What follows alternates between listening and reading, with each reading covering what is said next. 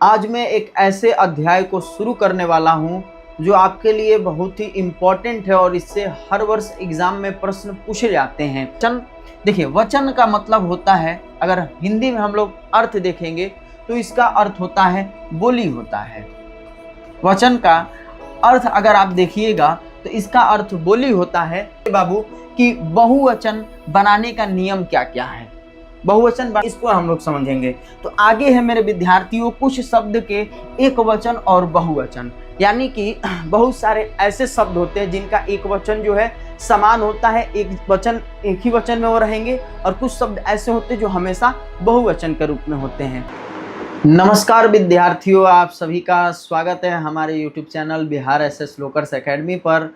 आज मैं एक ऐसे अध्याय को शुरू करने वाला हूं जो आपके लिए बहुत ही इम्पोर्टेंट है और इससे हर वर्ष एग्ज़ाम में प्रश्न पूछे जाते हैं।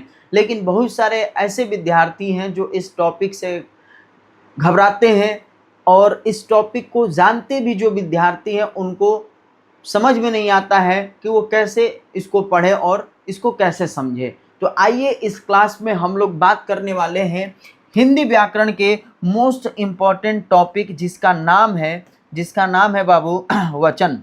जिसका नाम क्या है भाई? वचन है। आप सभी लोग बचपन में पढ़े होंगे कि वचन क्या होता है, किसे कहते हैं। सब लोग जानते होंगे कि एक वचन होता है, बहुवचन होता है, द्विवचन भी होता है। लेकिन अक्सर बहुत सारे विद्यार्थी कंफ्यूज हो जाते हैं कि एक वचन से बहुवचन कैसे बनाएं। तो आइए आज के इस सेशन में हम लोग वचन को पढ़ेंगे, तो आप लोग आखिरी तक बने रहिएगा हमारे साथ। एकदम बेसिक से जो है हम लोग सारे चीज़ों को पढ़ने वाले हैं। तो आप नए विद्यार्थी हो तो आप हमारे चैनल को सब्सक्राइब कर लीजिएगा, बेल आइकन को प्रेस कर दीजिएगा ताकि हमारे नए नए क्लासेज का अपडेट आप लोगों तक पहले मिलते रहे। तो आइए शुरू करते हैं अपने इस क्लास को। और जो नए विद्यार्थी होंगे हमारे टेलीग्राम चैनल को भी ज्वाइन कर लेंगे, जहाँ पर आपको किसी भी क्लासेज का PDF नोट जो है मिलता है। तो टॉपिक आज का हमारा है हिंदी व्याकरण का वचन। देखिए वचन का मतलब होता है, अगर हिंदी में हम लोग अर्थ देखेंगे तो इसका अर्थ होता है बोली होता है। वचन का अर्थ अगर आप देखिएगा तो इसका अर्थ बोली होता है, लेकिन हम लोग जो है वचन का हिंदी व्याकरण में मतलब लेते हैं संख्या बोधक। ठीक ना, इसको हम लोग हिंदी व्याकरण में क्या कहते हैं? संख्या बोधक कहते हैं। ध्यान रखिएगा, वचन का अर्थ होता है बोली। वचन का अर्थ क्या होगा भाई? बोली होगा, लेकिन हम लोग इसे हिंदी व्याकरण में क्या कहते हैं? संख्या बोधक कहते हैं। तो वचन क्या हो गया एक तरीके से? तो वचन क्या होता है, याद रखिएगा, वचन होता है हमारा कि जब हम किसी शब्द को या शब्द के जिस रूप से एक या एक से अधिक संख्या का बोध कराएंगे तो वो हमारा क्या कहलाता है? वचन कहलाता है। मैंने आप लोग को अभी बताया कि वचन क्या होता है भाई? वचन होता है संख्या बोधक, इसका अर्थ होता है बोली, लेकिन हमारा जो शब्द होता है, शब्द के जो रूप होते हैं, उससे अगर एक या एक से अधिक जो है वस्तु का, व्यक्तियों का बोध होता है तो वही हमारा क्या कहलाता है? वचन कहलाता है। जैसे मैं आप लोग से बात करूंगा कि मान लीजिए हम लड़का है, तो लड़का जो लिख रहे हैं तो लड़का से हमें क्या पता चल रहा है? तो लड़का से हमें पता चल रहा है विद्यार्थियों कि लड़का क्या है? एगो है। तो ये क्या हो जाएगा? एक वचन हो जाएगा। लड़का एगो है तो ये एक वचन हो जाएगा। ठीक, इसी तरह अगर हम बोल दिए लड़के, क्या बोल दिए? लड़के बोल दिए, लड़के। तो लड़के अगर हम बोल दिए तो लड़के से यहाँ पर क्या हो गया? लड़के से यहाँ पर क्या हो गया? बहुवचन हो जाएगा। यानी कहने का मतलब ये हुआ कि एक लड़का से क्या हो गया? यहाँ पर अधिक लड़के आ गए। तो लड़का केवल बोलेंगे तो एक लड़का का बोध हो रहा है तो वो क्या हो जाएगा? एक वचन हो जाएगा। और लड़के अगर हम बोल दिए तो उससे एक लड़के से अधिक लड़के आ गए तो यहाँ पर क्या हो गया? बहुवचन हो गया। तो देखिए वचन तो जानना आसान है कि शब्द के जिस रूप से हमें एक व्यक्ति, एक वस्तु या उससे मतलब कि अधिक व्यक्ति या वस्तु का बोध होगा तो वो वचन होगा। या फिर हम एक वचन की बात करेंगे तो इसका भी परिभाषा हम लोग समझ जाएंगे कि एक वचन क्या होता है, कि शब्द के जिस रूप से जो एक व्यक्ति, एक वस्तु का बोध होगा तो उसको एक वचन कहेंगे। अब बहुवचन की बात करेंगे तो शब्द के जिस रूप से एक व्यक्ति से अधिक व्यक्तियों या वस्तुओं का बोध हो, मतलब एक से अधिक लोग रहें, तो एक से अधिक लोग रहेंगे तो ये बहुवचन हो जाएगा। यही तो परिभाषा होता है वचन का। परिभाषा तो हम लोग पढ़ लेते हैं, परिभाषा तो हम लोग समझ लेते हैं, लेकिन जब एग्जाम में प्रश्न आता है तो उस प्रश्न को हम लोग नहीं बना पाते हैं। यही हमारे अंदर जो समस्या आ जाती है। तो आइए आगे हम लोग इसी समस्या को जो दूर करने वाले हैं कि शब्दों को हम लोग कैसे पहचानेंगे कि कौन एक वचन है, कौन बहुवचन है, या कौन ऐसा शब्द है जो हमेशा बहुवचन होता है और कौन सा ऐसा शब्द है जो हमेशा एक वचन होता है। तो आइए, यहां तक तो आप लोग को क्लियर हो गया वचन क्या होता है, एक वचन क्या होता है, बहुवचन क्या होता है। एक चीज और मैं आप लोग के मन में जो डाउट हो रहा है उसको दूर कर दूं कि बहुत सारे विद्यार्थी सोच रहे होंगे कि सर एक वचन बहुवचन तो ठीक है, लेकिन द्विवचन भी होता है, द्विवचन भी होता है, ठीक ना, द्विवचन भी होता है, ये कहाँ गया। तो देखिए जो द्विवचन होता है, ठीक ना, द्विवचन, तो देखिए ये आपका संस्कृत में प्रयोग किया जाता है। किसमें प्रयोग किया जाता है? संस्कृत में। जो हम लोग संस्कृत व्याकरण पढ़ते हैं, संस्कृत व्याकरण पढ़ते हैं ना, तो उसमें हम लोग वचन के 3 भेद को रखते हैं। संस्कृत व्याकरण में हम लोग क्या करते हैं? वचन के 3 भेद को रखते हैं, एक वचन, द्विवचन और बहुवचन को क्या रखते हैं? एक वचन, द्विवचन, ठीक, द्विवचन हो गया, और फिर उसके बाद हम लोग क्या करते हैं? बहुवचन को रखते हैं, ठीक ना। तो ये चीज हमारा होता है।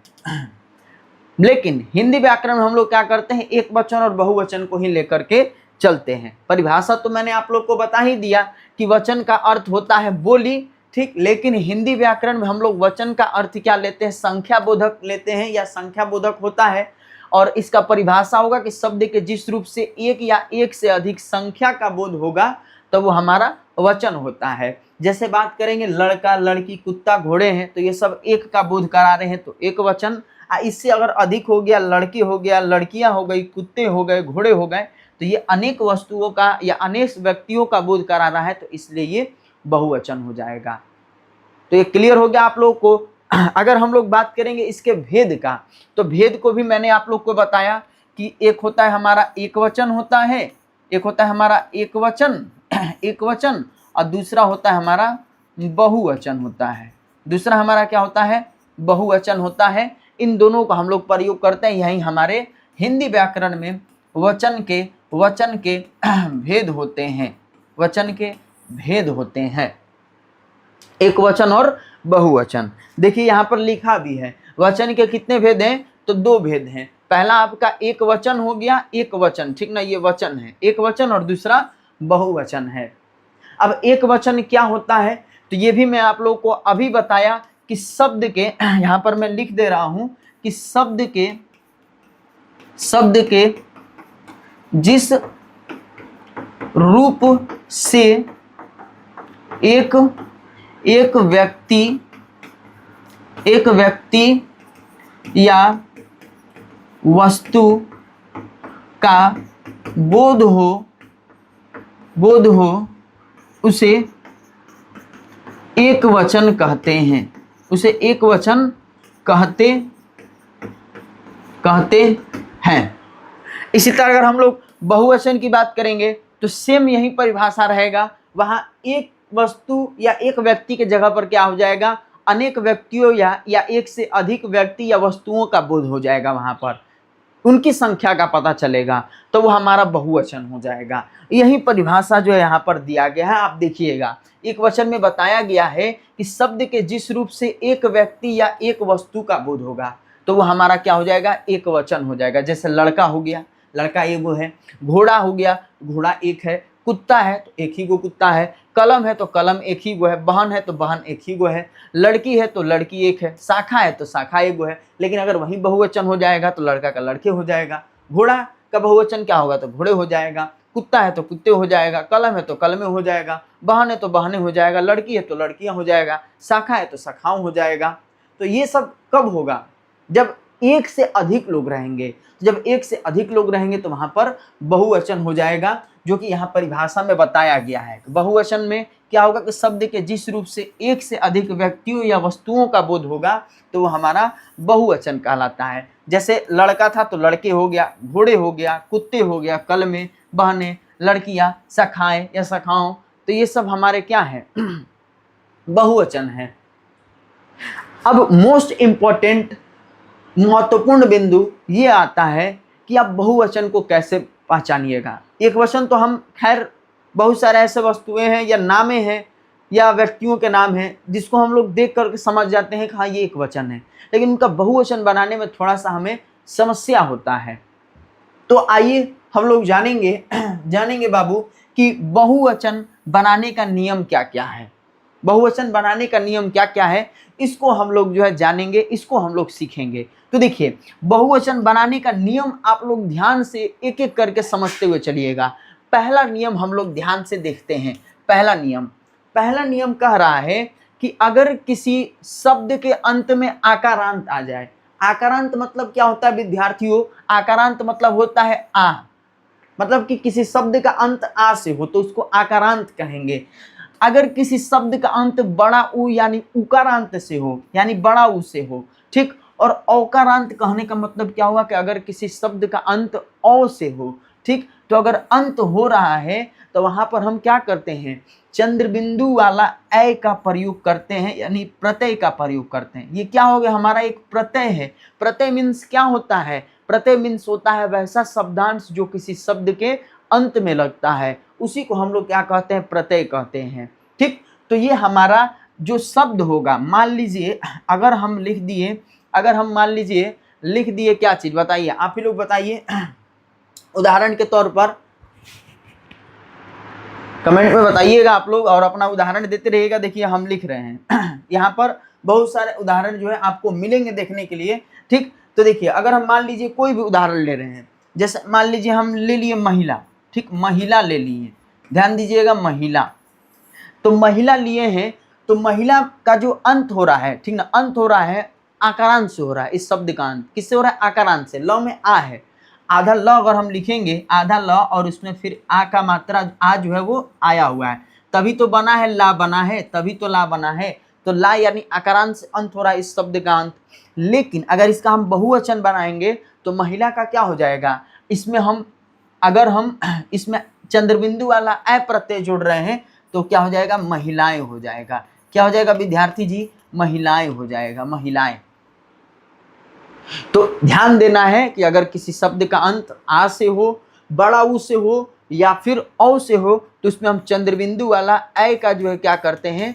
प्रयोग करते हैं। जैसे देखिए यहाँ पर दिया है महिला है तो महिला का महिलाएं हो गया, कविता है तो कविता का कविताएं हो गया, माता है तो माताएं हो गया, वधु है तो वधुएं हो गया, साला है तो सालाएं हो गया, लेखिका है तो लेखिकाएं हो गया, गौ है तो औ आया तो गौवे हो गया, कथा है तो कथाएं हो गया, दवा है तो दवाएं हो गया।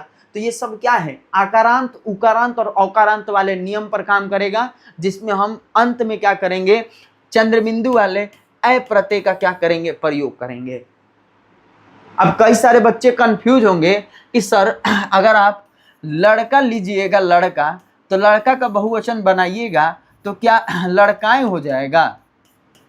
क्या लड़काएं हो जाएगा? अब कई सारे विद्यार्थियों के मन में तो होगा, लेकिन हम लोग तो लिखते क्या है? हम लोग तो लिखते हैं लड़के लिखते हैं। क्या लिखते हैं? लड़के लिखते हैं।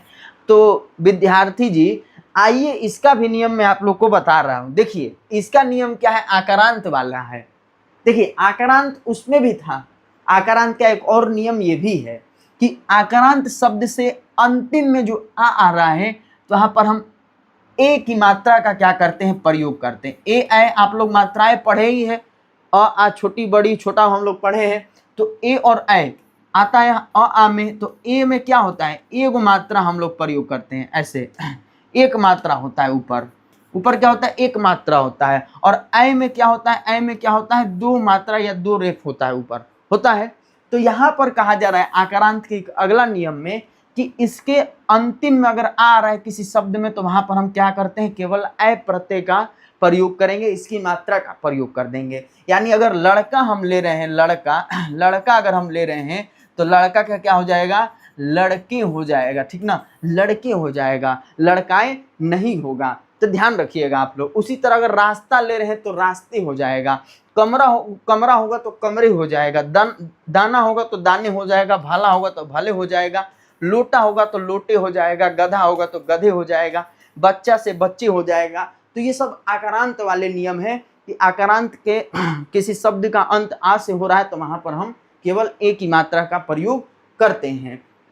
इसी तरह अगला नियम भी क्या है, अ वाला है। अ वाला है कि अगर किसी शब्द का अंत केवल अ से हो रहा है, जैसे मान लीजिए लिख दिए कलम, लिख दिए मान लीजिए नहर, ठीक, तो कलम म में क्या है, अ से अंत हो रहा है, नहर अ से अंत हो रहा है। तो अगर किसी शब्द का अंत अ से हो रहा है और स्वर का लोप हो जा रहा है, ठीक, तो वहां पर हम क्या करेंगे, चंद्रबिंदु वाला ए की मात्रा का प्रयोग करेंगे। ऐसे ऐसे हम लोग लिखेंगे, केवल चंद्रबिंदु वाला ए नहीं प्रयोग करेंगे, इसकी मात्रा का हम प्रयोग करेंगे, ठीक। तो वो हमारा क्या हो जाएगा, वो हमारा क्या हो जाएगा, बहुवचन हो जाएगा, वो हमारा बहुवचन हो जाएगा। जैसे यहाँ पर हम कलम लिखे हैं तो कलम का क्या हो जाएगा, कलमे, कलमे हो जाएगा। तो मैं ये क्या कर रहे हैं, मात्रा प्रयोग कर रहे हैं ए का चंद्रबिंदु वाला। नहर है तो नहरें हो जाएगा, ठीक। इसी तरह चीज है तो चीजें हो गया, पुस्तक है तो पुस्तकें हो गया, बात है तो बातें हो गया। तो ये सब क्या है, हमारा नियम था अ वाला कि अ है किंतु स्वर का लोप हो जाए तो हम क्या करेंगे, चंद्रबिंदु वाले ए का जो ये मात्रा है ए और बिंदु जो ऊपर मात्रा लगता है तो वो हमारा क्या हो जाएगा, बहुवचन हो जाएगा। नहर का नहरे, बोतल का बोतले, कलम का कलमे, दीवार का दीवारें, सड़क का सड़कें। तो ये तीसरा नियम था। चौथा नियम पर जब हम लोग जाएंगे तो इकारांत वाला है। क्या है, इकारांत वाला। इकारांत कहने का मतलब क्या हो कि अगर किसी शब्द का अंत छोटी या बड़ी ई से हो, क्या हो, छोटी या बड़ी ई से हो, तो वहां पर हम क्या करते हैं, ईया प्रत्यय लगा करके हम क्या करते हैं, बहुवचन बनाते हैं। क्या करते हैं, ईया प्रत्यय लगा करके हम लोग बहुवचन बनाते हैं। कैसे, समझिएगा। देखिए जैसे हम लोग लिखे चिड़िया, चिड़िया नहीं ऐसे लिखते हैं, पंछी लिखते हैं। क्या लिखते हैं, पंछी। थोड़ा सा आपको अच्छे समझ में आएगा, चिड़िया के बारे में बताएंगे आगे आप लोग को। तो देखिए पंछी है तो पंछी का हम क्या लिखे, पंछियां लिखे। क्या लिखे, पंछियां। ध्यान से समझिएगा, पंछी का हम क्या लिखे, पंछियां लिखे। अब हमने क्या कहा आपको कि इकारांत वाले में कि छोटी और बड़ी से किसी शब्द का अगर अंत हो रहा है तो वहां पर हम क्या करते हैं, ईया प्रत्यय लगा करके, ईया प्रत्यय लगा करके क्या करते हैं, बहुवचन बनाते हैं। क्या करते हैं, बहुवचन बनाते हैं। ये चीज मैंने आप लोग को बताया। तो जैसे अगर मान लीजिए मैं पंछी लिया हूं, पंछी, ठीक, या फिर लड़की जो है शब्द लिया हूं, ये दो शब्द मैं लिया हूं, तो पंछी आप देख रहे हैं कि इसमें जो अंत हो रहा है तो बड़ी ई से अंत हो रहा है, ठीक, बड़ी से अंत हो रहा है। तो अगर इसका हम बहुवचन बनाएंगे तो पंछी का क्या लिख देंगे, पंछियां लिख देंगे। क्या लिख देंगे, पंछियां, पंछियां ऐसे लिख देंगे, ठीक। लड़की लिए हैं तो लड़की का बहुवचन अगर हम बनाएंगे तो ऐसे लड़कियां ऐसे हम लिख देंगे। तो अब बहुत सारे विद्यार्थी सोच रहे होंगे कि सर लड़की में कौ में यहाँ पर बड़ी का मात्रा है, लेकिन आप जब इसका बहुवचन बना रहे हैं तो कौ में छोटी का मात्रा लिख दे रहे हैं। तो मेरे विद्यार्थियों, यहाँ पर मैंने आपको पहले ही बताया कि अगर छोटी और बड़ी से किसी शब्द का अंत हो रहा है, ठीक, इकारांत से, तो वहां पर हम ईया प्रत्यय लगाएंगे। ईया मतलब क्या है, ये क्या है, छोटी ही है, तो छोटी का मात्रा हो जाएगा, ठीक, हर सही। या चंद्रबिंदु वाला लग जाएगा तो क्या हो गया, ईया प्रत्यय हो गया कि नहीं। तो इसीलिए पंछी है, बड़ी की मात्रा से है, तो इधर जब ये बहुवचन बना तो क्षत्रिय वाले छ में क्या हो गया, हर सही लग गया, यानी छोटी की मात्रा, और फिर उसमें या चंद्रबिंदु वाला लग गया तो क्या हो गया, पंछियां हो गया। उसी तरह लड़की है तो लड़कियां हो गया। तो बात समझ में आया कि नहीं। तो यही चीज यहाँ पर आपको देखने को मिलेगा। तो शक्ति है तो शक्तियां हो गया। देखिए डिबिया है तो डिबिया में अब ब में छोटी ही की मात्रा ही है, तो इसमें कोई चेंजिंग नहीं है, तो डिबिया हो गया, ठीक। उसी तरह लड़की है तो लड़कियां हो गया, नारी है तो नारियां हो गया, स्त्री है तो स्त्रियां हो गया, मछली है तो मछलियां हो गया, गली का गलियां हो गया, गृहिणी का गृहिणियां हो गया, नदी का नदियां हो गया। ऐसे ही और सारे आप शब्द देखिएगा, तो नाली का नालियां, टोपी का टोपिया, रानी का रानियां, रीति का रीतिया हो गया। तो ये सब इकारांत से अंत होने वाले शब्द है, तो इसमें हम ईया प्रत्यय लगा करके बहुवचन बनाते हैं। आगे जब हम लोग देखेंगे आगे क्या कहा जा रहा है, इसको हम लोग समझेंगे। तो आगे है मेरे विद्यार्थियों कुछ शब्द के एक वचन और बहुवचन, यानी कि बहुत सारे ऐसे शब्द होते हैं जिनका एक वचन जो है समान होता है, एक वचन एक ही वचन में वो रहेंगे, और कुछ शब्द ऐसे होते हैं जो हमेशा बहुवचन के रूप में होते हैं। तो आइए वो कौन कौन से हैं तो आइए देखते हैं हम लोग। तो कुछ शब्द हमेशा जो बहुवचन के रूप में होते हैं तो वो कौन कौन है, जैसे आपका आंसू हो गया, तो आंसू का अगर आप सोचिएगा कि हम एक वचन बनाएं तो नहीं बन पाएगा। आंसू का आप एक वचन जो है क्या लिखिएगा, तो आंसू हमेशा क्या होगा, बहुवचन में हो जाएगा। ठीक, इसी तरह अगर मान लीजिए हस्ताक्षर, तो हस्ताक्षर आप करते हैं तो आप अपना पूरा नाम लिखते हैं, तो पूरा नाम लिखते हैं तो ये आपका बहुवचन में हो जाएगा। प्राण जो है आपका वो भी बहुवचन में हो जाएगा। दर्शन हो गया, होश हो गया, केस या बाल, अब हमारे सिर पर बाल है तो एगो बाल नहीं ना है, कई सारे बाल है, तो कई सारे बाल है तो वो क्या हो जाएगा, बहुवचन में होगा। अब आंसू यानी रोते हैं तो आंसू हमारा टप टप टप आंख से जो निकलते रहता है, तो ये हमारा क्या हो गया, बहुवचन हो जाएगा। उसी तरह समाचार हमारा जो वो भी बहुवचन होगा। प्रजा याद रखिएगा ये आपका बहुवचन होगा, और रोम भी आपका बहुवचन होगा, और लोग भी आपका बहुवचन होगा। तो यहाँ पर बहुत सारे विद्यार्थियों में ये कंफ्यूजन होता है कि अगर आपसे पूछ दिया जाए प्रजा, लोग और जनता के बारे में अगर आपसे पूछ दिया जाए और कहा जाए तो बताओ विद्यार्थी इसमें कौन बहुवचन है कौन एक वचन है, तो वो कंफ्यूज हो जाएंगे। तो देखिए प्रजा हमेशा क्या होगा, याद रखिएगा बहुवचन होगा। प्रजा हमेशा क्या होगा, बहुवचन होगा। ठीक, लोग हमेशा क्या होगा, बहुवचन होगा। और जनता क्या होगा भाई, तो जनता आपका एक वचन हो जाएगा। जनता आपका क्या हो जाएगा, एक वचन हो जाएगा। ये पूछता भी है कि जनता कौन सा वचन है, तो जनता एक वचन है। प्रजा और लोग क्या हो जाएगा, बहुवचन होगा, जो हमेशा बहुवचन के रूप में प्रयोग होता है। देखिए यहाँ पर बताया गया है कि कुछ शब्द हमेशा एक वचन के रूप में होते हैं, तो कौन कौन से शब्द है भाई, तो क्रोध हो गया, वर्षा हो गया, छाया, हवा, सामग्री, प्रेम, आग, क्षमा, जनता। देखिए जनता आ गया, जनता हो गया, सोना हो गया, जल, सामान, दूध हो गया, आपका पानी हो गया। तो ये सब हमारे क्या हो गए, एक वचन के रूप में हमेशा ये प्रयोग होंगे, इनका बहुवचन जो है नहीं होगा। जैसे हम लोग एक वचन का बहुवचन बनाना सीखें, तो वैसे ही बहुत सारे ऐसे शब्द जो हमेशा एक वचन और बहुवचन के रूप में अपना होते हैं, उसमें परिवर्तन नहीं होता है। ठीक, ऐसे ही हम लोग याद रखना है कि सम्मान या आदर दिखाने के लिए भी हम लोग क्या करते हैं, बहुवचन का प्रयोग करते हैं। यानी अगर कोई एक ही व्यक्ति है और उसको अगर हमको सम्मान देना है, उसको हमें जो है आदर देना है, तो उसके समय हम क्या करते हैं, उसी व्यक्ति के लिए हम बहुवचन का प्रयोग कर देते हैं। जैसा अगर पिता हैं हमारे, तो पिता को हम ये नहीं ना बोलते हैं कि पिता आ रहे हैं, बोलते हैं पिताजी आ रहे हैं। तो यहाँ पर हम आदर दे रहे हैं, तो ये क्या हो जाएगा, ये आपका बहुवचन हो जाएगा। अगर ऐसे आपसे पूछ दे वाक्य दे करके, तो ये क्या हो जाएगा, ये आपका वाक्य बहुवचन में हो जाएगा। अब तुलसी श्रेष्ठ कवि हैं, तो ये भी क्या हो गया, बहुवचन के रूप में हो जाएगा। आप क्या चाहते हैं, माताजी दिल्ली जा रही हैं, ठीक ना, अध्यापक कक्षा में पढ़ा रहे हैं, या मैं आपको पढ़ा रहा हूँ, महात्मा गांधी हमारे राष्ट्रपिता हैं। तो ये सब जितने भी वाक्य हैं ये आदर सम्मान वाले हैं, तो इसलिए ये सब क्या हो जाएंगे, हमारे बहुवचन के रूप में हो जाएंगे। तो याद रखना है, अगर जहाँ पर आदर और सम्मान की बात आए तो वो भी बहुवचन कहलाता है। अब बहुत सारे बच्चे कंफ्यूजन होते हैं अनेक शब्द को लेकर के। जैसे देखिए अनेक शब्द हम लोग लिखते हैं, अनेक लिखते हैं, और लिखते हैं हम लोग अनेकों लिखते हैं। ठीक, अनेकों। अब अनेकों और अनेक में समझिएगा आप लोग, देखिए अनेकों और अनेक में आपको समझना है कि कौन शुद्ध है। ये शुद्ध है भाई, ये शुद्ध है, ये शुद्ध है आपका, कि ये शुद्ध है, क्या शुद्ध है। ठीक, और अनेकों शब्द का प्रयोग हम लोग करते हैं तो वो क्या होता है, गलत होता है। ये अनेकों जो हम लोग लिखते हैं ना, सोचते हैं कि अनेकों हमारा क्या हो गया, बहुवचन हो जाएगा अनेक का, तो ये क्या है, गलत है, सरासर गलत है। क्यों गलत है, क्योंकि अगर आप मान लीजिए कि अगर कोई वाक्य है वहां पर अनेकों लोग थे तो ये अशुद्ध हो जाएगा। वहां पर हम क्या कहेंगे, अनेक लोग थे, ये खुद जो है एक बहुवचन को दिखा रहा है कि हाँ वहां पर एक से अधिक लोग थे, इसीलिए अनेक लोग हैं। तो इसीलिए वहां पर शुद्ध हम क्या लिखेंगे वाक्य में, वहां पर अनेक लोग थे। अगर हम ऐसे बोलेंगे कि बाग में अनेकों वृक्ष थे, तो ये अशुद्ध हो जाएगा। कहेंगे बाग में अनेक वृक्ष थे, ये आपका शुद्ध हो जाएगा। तो याद रखना है कि हम अनेकों शब्द का प्रयोग नहीं करते हैं, अनेक शब्द का हम लोग प्रयोग करते हैं। तो अनेक हमारा क्या होगा, शुद्ध होगा, ये हमारा क्या हो जाएगा, अशुद्ध हो जाएगा। ठीक ना, ये हमारा क्या हो जाएगा, अशुद्ध हो जाएगा। समझे आप लोग।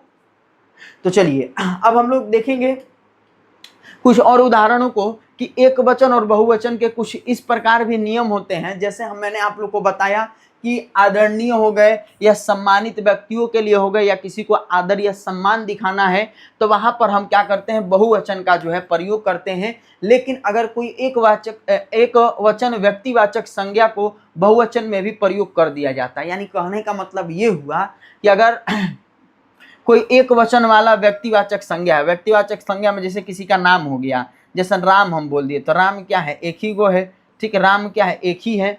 लेकिन हम यहाँ पर उसको आदर और सम्मान के रूप में दिखाने लगेंगे तो ये भी हमारा क्या हो जाएगा, बहुवचन के रूप में हो जाएगा। तो यही से समझाया मैंने आपको पहले भी कि आदर और सम्मान कहीं दिखाया जाए तो वहां पर हमारा क्या हो जाएगा, वो बहुवचक संज्ञा हो जाएगा। जैसे गांधी जी चंपारण आए तो यहाँ पर गांधी जी क्या है, गांधी जी एक ही है, गांधी क्या है, एक ही है। लेकिन यहाँ पर हम उनको आदर दे रहे हैं, सम्मान दे रहे हैं कि गांधी जी चंपारण आए थे, तो ये भी बहुवचन के रूप में हो जाएगा। शास्त्री जी बहुत ही सरल स्वभाव के थे, गुरु जी आज नहीं आएंगे, पापा जी कल कलकत्ता जाएंगे, गांधी जी छुआछूत के विरोधी थे, श्री रामचंद्र वीर थे। तो यहाँ पर हम कभी भी किसी एक वचन व्यक्ति को सम्मान भी दिखाएंगे तो वो बहुवचन के रूप में हो जाएगा। ठीक, तो ये चीज ध्यान रखना है। और अगर हम बात करेंगे कि एक वचन और बहुवचन का प्रयोग संबंध दर्शाने के लिए तो वो क्या होगा, एक समान के रूप में होता है। मान लीजिए कि अगर आपके दादा हैं, मान लीजिए अगर आपके दादा हैं तो हमारे दादा तो एक अपने हो गए, ठीक है,